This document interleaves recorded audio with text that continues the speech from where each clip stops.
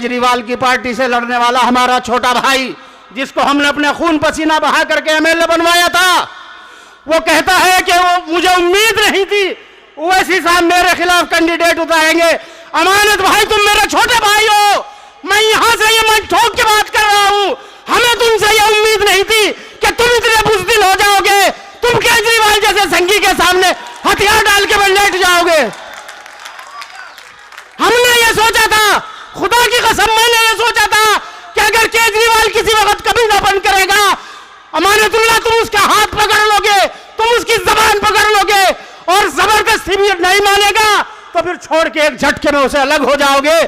तुम्हारे अंदर मैंने, चूंकि तुम्हारा खानदानी रिश्ता मैं जानता हूं, तुम्हारे वालिद का मुझ पर एहसान है। मैं जो दोबारा रोजे नमाज की तरफ आया, हाफिज कुरान दोबारा से बना, ये तुम्हारे बाप का एहसान है मुझ पर। उन्होंने मुझे कोशिश करके करवाया। लेकिन अमानत भाई, तुमने हमारे उन जज्बात की कदर नहीं की। तुम कहते हो कि मुझे शिकायत है ओवैसी से, और ओवैसी को कहते हैं वोट काटने वाला है, और ओवैसी ने क्या आवाज उठाई, तुम अपनी कुर्बानी गिनाते हो। हालांकि मैं ये कहता हूं, मैं सच्ची बात यह है ईमानदारी की कि तुमने शुरू के 2-2.5 साल कुछ काम किया है, इसके अलावा कोई तुम्हारी कुर्बानी नहीं है। तुम्हें जब केजरीवाल ने जिस काम के लिए कहा तुमने वो किया, जिससे रोक दिया तुम रुक गए। दिल्ली में दंगे हुए, एक रात तुमने मर्द मुजाहिद का किरदार अदा किया था एलजी हाउस पे, 2 दिन के बाद तुम्हें केजरीवाल ने रोक दिया और फिर तुम्हारी ही साथ एक टीम को भेजा कि जाओ जमुना पार की उन मस्जिदों में, उन मदरसों में जिनमें आग लगाई गई, जिनमें सिलेंडर फाड़े गए, जाओ वहां से वो जले हुए के वो आग के निशान मिटवाओ, जल्दी से वहां रंग रोगन कराओ, पुताई कराओ, वो सबूत सारे मिटा दो। फॉरेंसिक जांच की टीम आने से पहले पहले, इंटरनेशनल मीडिया पहुंचने से पहले पहले वो सारे सबूतों को मिटा दो। और तुम्हारी टीम ये काम कर रही थी। मुझे तुमसे ये शिकायत है कि क्यों तुम्हारे लोग वहां इस काम पे लग रहे थे। सिलसिले को आगे बढ़ाते हुए मैं मौलाना आबिद साहब से दरख्वास्त करूंगा कि वो आए, अपने ख्यालात, बड़े मुकर्रर हैं, थोड़े चंद अल्फाजों में रखें। इतनी सी दरख्वास्त उनसे मेरी रहेगी। टाइम बता दीजिए, बस क्या मिनट, 8 कर लीजिए। चलिए खींचिए।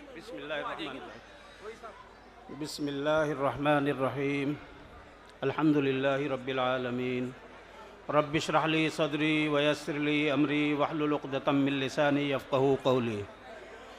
दोस्तों, बग़ैर किसी तमहीद के मैं आपसे चंद बातें करना चाहता हूं। तकरीर बिल्कुल नहीं करूंगा, इसलिए कि तकरीर करने के लिए स्टेमिना बनाना पड़ता है और स्टेमिना बनाने के लिए कम से कम 10 मिनट चाहिए होते हैं पहले, उसके बाद आधा पौना घंटा तकरीर होती है। तो मैं तकरीर नहीं करूंगा, सिर्फ चंद सवालात पर आपसे बातें करूंगा। पहला सवाल, ध्यान से सुनना। पहला सवाल यह है कि आज इस इलेक्शन में शिफाउर रहमान क्यों जरूरी है? जानते हैं इस सवाल का जवाब? इस सवाल का जवाब यह है कि मोदी गवर्नमेंट आने के बाद जब सीए एनआरसी का कानून लाया जा रहा था, असदुद्दीन ओवैसी ने पार्लियामेंट में वो बिल फाड़ के फेंक दिया था। सारे हिंदुस्तान के मुस्लिम लीडरों की जबान पर ताले लगे हुए थे। कोई मिल्ली जमात हो, कोई मजहबी जमात हो, कोई सियासी लीडर हो, कोई एमएलए हो, कोई एमपी हो, एक्स मिनिस्टर हो, किसी की हिम्मत नहीं थी एक जुमला उसके खिलाफ बोल सके। दिमागों पर कर्फ्यू लग गए थे लोगों के उस वक्त।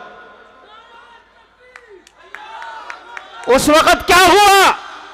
जामिया के कुछ सरफिरे बच्चों ने यह बेड़ा उठाया कि हम इस कौम की आने वाली नस्लों के मुस्तकबिल के लिए अपने आप को झोंक देंगे, अपने आप को दांव पर लगाएंगे। जब उन्होंने झंडा बुलंद किया इस बगावत का, इस कानून से, तो पुलिस ने कैंपस में घुसकर, लाइब्रेरी में घुसकर उन बच्चों के हाथ तोड़ दिए, पांव तोड़ दिए, आंखें फोड़ दी, सर फोड़ दिए। और फिर एक बार वही सन्नाटा छा गया।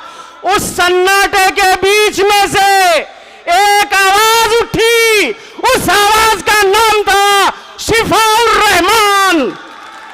उसी शिफाउर रहमान ने, जो जामिया ओल्ड बॉयज का उस वक्त प्रेसिडेंट था, जामिया के गेट नंबर 7 के सामने वहीं पर मंच गाड़ दिया और वहीं पर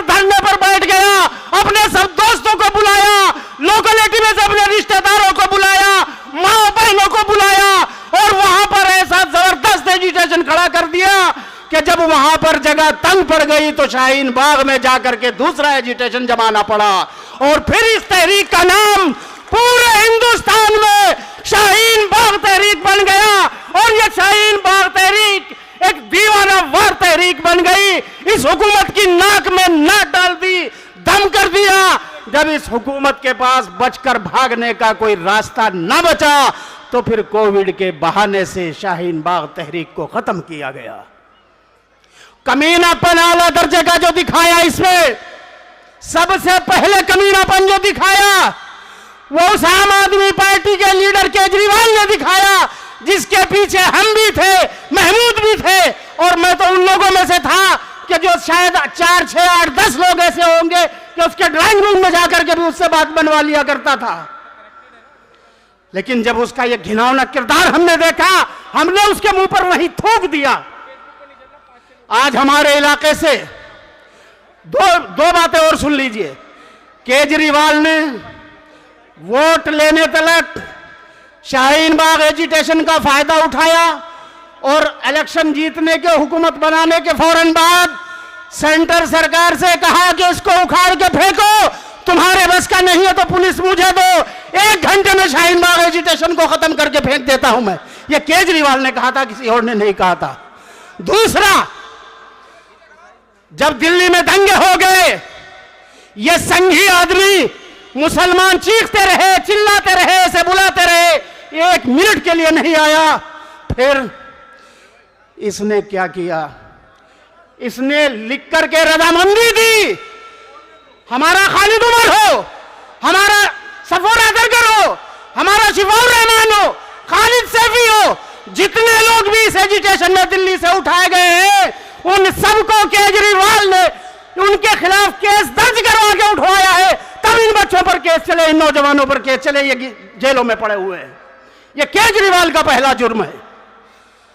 आज हमारे इलाके से केजरीवाल की पार्टी से लड़ने वाला हमारा छोटा भाई, जिसको हमने अपने खून पसीना बहा करके एमएलए बनवाया था, वो कहता है कि वो मुझे उम्मीद नहीं थी ओवैसी साहब मेरे खिलाफ कैंडिडेट उतारेंगे।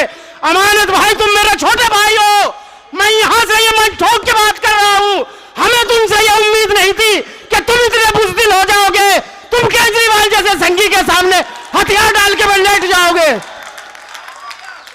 हमने ये सोचा था, खुदा की कसम मैंने ये सोचा था कि अगर केजरीवाल किसी वक्त कभी ना बंद करेगा, अमानतुल्लाह तुम उसका हाथ पकड़ लोगे, तुम उसकी जबान पकड़ लोगे और जबरदस्ती भी नहीं मानेगा तो फिर छोड़ के एक झटके में उसे अलग हो जाओगे। तुम्हारे अंदर मैंने, चूंकि तुम्हारा खानदानी रिश्ता मैं जानता हूं, तुम्हारे वालिद का मुझ पर एहसान है। मैं जो दोबारा रोजे नमाज की तरफ आया, हाफिज कुरान दोबारा से बना, ये तुम्हारे बाप का एहसान है मुझ पर। उन्होंने मुझे कोशिश करके करवाया। लेकिन अमानत भाई, तुमने हमारे उन जज्बात की कदर नहीं की।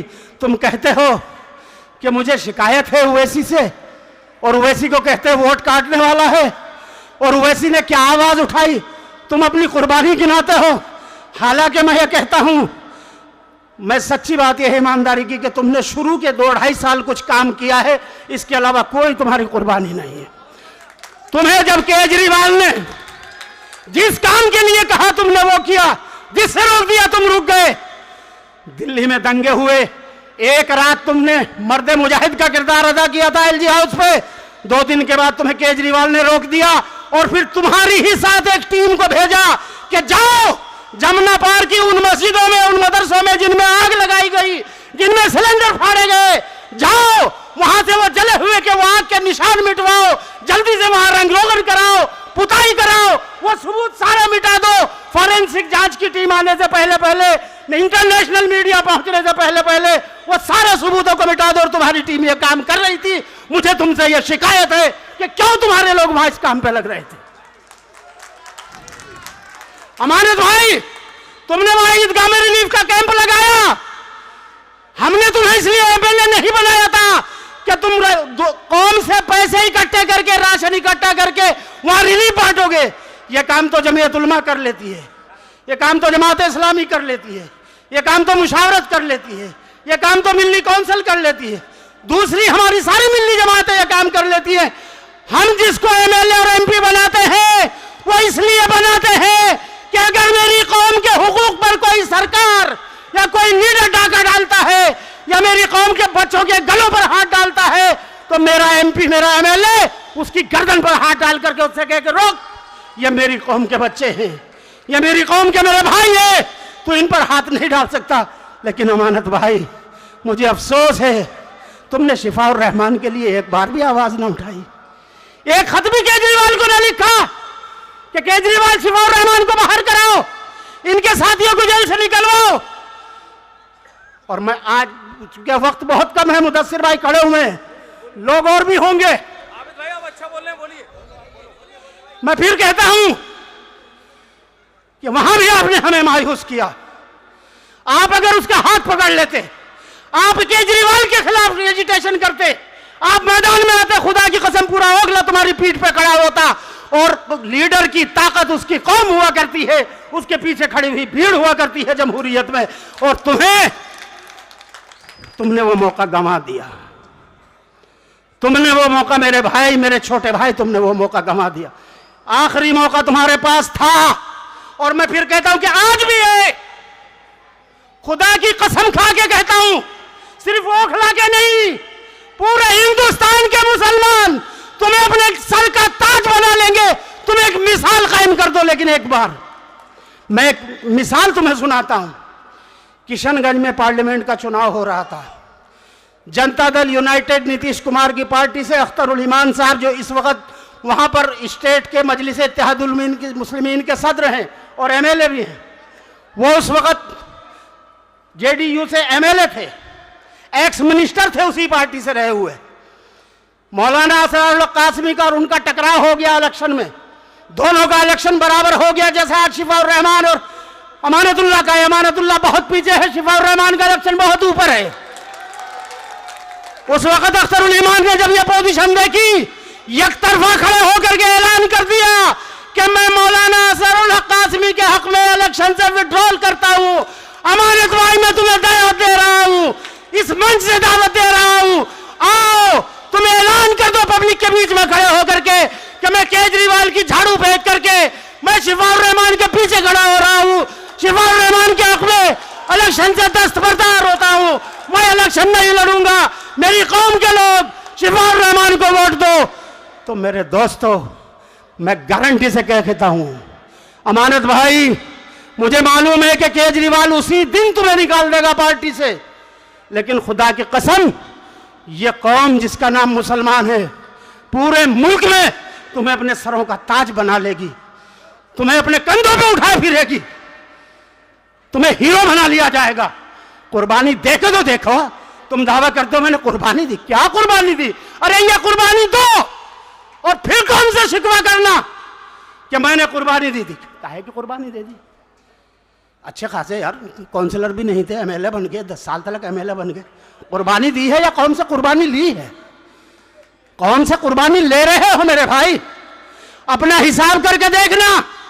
इस इलाके में डेमोलेशन पहले भी होते थे, अब भी होते हैं। जितनी तुम्हारी उम्र है, इतना वक्त मुझे इस इलाके में रहते हुए हो गया है। मुझे तकरीबन 38 साल हो गए यहाँ रहते हुए, और अमानत की उम्र मेरे ख्याल से 44 साल 42 साल की है। बुलडोजर पहले भी यहां चलते थे, लेकिन इनका रेट जो है वो तो उठा के देख लेना। जब से केजरीवाल की सरकार आई है 10 गुना ज्यादा बढ़ गया। और जिस दिन से एमसीडी में आम आदमी पार्टी आई है, उस दिन से 80 गुना यहां पर डेमोलेशन का रेट बढ़ गया। और आखिरी बात कहता हूं, यह डराया जा रहा है कि अगर इसे वोट नहीं दोगे तो वो जीत जाएगा और बीजेपी आ जाएगी और वो खा जाएगी, उसे वहां से वोट नहीं मिलेगा, इसे यहां से नहीं मिलेगा, उसे वहां से मिल गया, हमें इतना मिल गया। मैं बिल्कुल सीधा सीधा कैलकुलेशन 2 मिनट में आपको समझाता हूं। इस कॉन्स्टिट्यूंसी पे तकरीबन 2,80,000 वोट है, 3,80,000 सॉरी, 3,80,000 वोटों में तकरीबन 2,30,000 वोट मुसलमानों का है। 2,25,000 से 35,000 के बीच में मैं 2,30,000 मानता हूं। 1.5 लाख के करीब गैर मुस्लिम वोट है। 60% वोट उनका पोल होगा, 60% हमारा होगा। हमारा रिकॉर्ड रहा है इस सीट पर 93 से यहां विधानसभा के चुनाव होते हैं, आज तक सिवाय पिछले इलेक्शन के कभी बीजेपी तीसरे नंबर से दूसरे पे भी नहीं आ सकी। पिछली बार दूसरे नंबर पे इसलिए थी कि शाहीन बाग एजिटेशन के जज्बात के बीच में इलेक्शन था। पूरी कौम ने दीवानावार तुम्हें वोट दे करके, यकतरफा वोट दे करके तुम्हें 72,000 वोटों से दिलाया था, जिताया था। इसलिए बीजेपी दूसरे नंबर पर आ गई थी, बाकी किसी पार्टी को वोट नहीं मिला था। अब ये पोजीशन नहीं है, ना पहले थी और ना अब है और ना आगे रहेगी। अब वोट बराबर उधर भी बटेगा, इधर भी बटेगा। उधर कांग्रेस को भी मिलेगा, आम आदमी को भी मिलेगा, सबसे ज्यादा बीजेपी को मिलेगा। वहां से मैं समझता हूं दोनों पार्टियों को, आम आदमी को और कांग्रेस को 25 से 30,000 वोट टोटल मिलेगा, टोटल। और 50,000 के करीब बीजेपी को मिलेगा। 75-80 हजार वहां से पोल होगा, इससे ज्यादा नहीं हो सकता। हमारे यहां से पोल कितना होगा? हमारे यहां से पोल होगा 1,60,000 के करीब। हो सकता है 170 भी हो जाए। इलाके के मुसलमानों, गैरतमंद कौम के लोगों, मैं तुमसे कहता हूं कि अपने घरों से निकलो, अपने दोस्तों को, रिश्तेदारों को, अपने अजीजों को, अपने साथियों को निकालो और एक मिशन बना करके अपने सर पे कफन बांध लो 5 तारीख तक कि हमें एक एक वोट शिफाउर रहमान के लिए पोल कराना है। और अमानत को 1,30,000 वोटों से जिताया था, तो इसको 1,40,000 वोट देकर के तुम जिता दो। रिकॉर्ड रहा है इस सीट का। जब जब हमने इकट्ठा होकर के वोट दिया, सन 93 में हमने, हमारी अक्सरियत ने परवेज हाशमी को वोट दिया, जनता दल के टिकट पे जिता दिया। 98 में हमने वोट दिया, उन्हीं को इकट्ठा होकर के कांग्रेस के टिकट पे जिता दिया, फिर जिता दिया, फिर जिता दिया, 4 बार जिताया। और जब हमने इकट्ठा होकर के वोट आसिम मोहम्मद खां को दिया, हमने इंडिपेंडेंट आसिम मोहम्मद खां को भी जिता दिया। एक बार नहीं, 2 बार जिता दिया, कांग्रेस के टिकट पर भी जिता दिया। यह गलतफहमी दूर कर लो कि तुम्हारे वोटों से कोई हारता नहीं, कोई जीतता नहीं। तुम्हारे वोटों से ही जीतता है जो भी जीतता है। तुम अपने वोट इकट्ठा होकर के ताकत के साथ डालो शिफाउर रहमान को। दुनिया की सिवाय अल्लाह के कोई ताकत नहीं है रोकने वाले। और अल्लाह ने, मुझे ऐसा लगता है कि अल्लाह रब्बुल इज्जत ने शिफाउर रहमान की इज्जत के लिए फैसले लिख दिए हैं।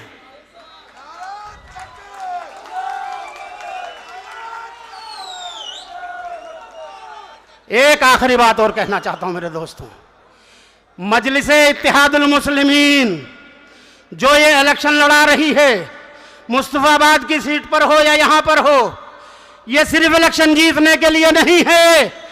मुसलमानों, ये तुम्हारे मुस्तकबिल की क़यादत को तैयार करने के लिए है, जिसको ये सारी सेकुलर पार्टियां और सारी कम्युनल पार्टियां तुम्हारी आजाद इंडिपेंडेंट क़यादत की दुश्मन है, ये खत्म कर देना चाहती है। इनका बस नहीं चलता कि तुम्हारी आवाजों को, एक ओवैसी की आवाज को ये खत्म नहीं कर सके। एक आजम खां की आवाज हुआ करती थी, बावजूद समाजवादी पार्टी में रहने के वो बंदा इंडिपेंडेंट आवाज बुलंद करता था, लेकिन उसको खत्म करने के लिए खुद समाजवादी पार्टी ने साजिश करके बीजेपी के साथ मिलकर के आजम खां का जनाजा निकाल दिया पूरी सियासत का। एक आवाज मुल्क में बची है जिसका नाम असदुद्दीन ओवैसी है।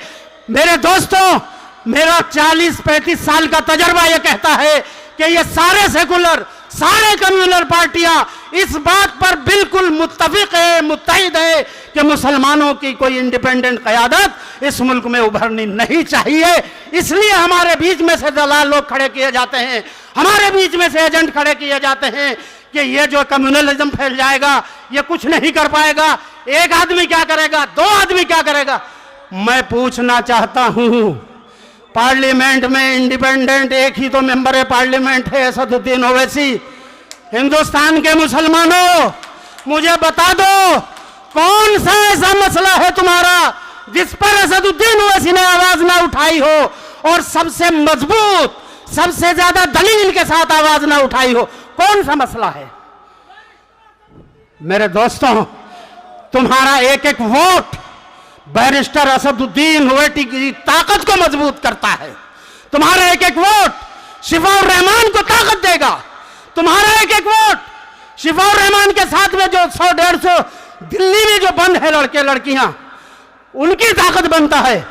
और तुम्हारा एक एक वोट हिंदुस्तान भर में शाहीन बाग के नाम से जो मंच लगाए बैठे थे हमारे बच्चे और बच्चियां, जिनकी तादाद 2,500 से 3,000 के बीच में है, ओखले वालों, मेरे दिल की बात खुदा की कसम खा के कह रहा हूं, निकले ना, तुम्हारा एक एक वोट उन सारे बच्चों की ताकत बनेगा, उन सारे बच्चों को हौसला देने वाला बनेगा, उन सारे मजलूमों को ताकत देने वाला बनेगा।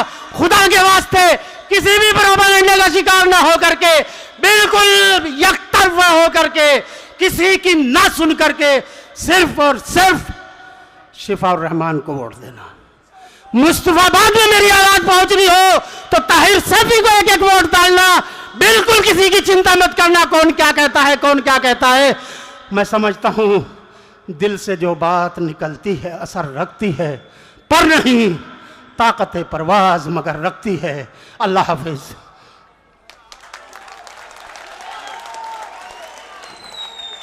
बहुत खूब मौलाना।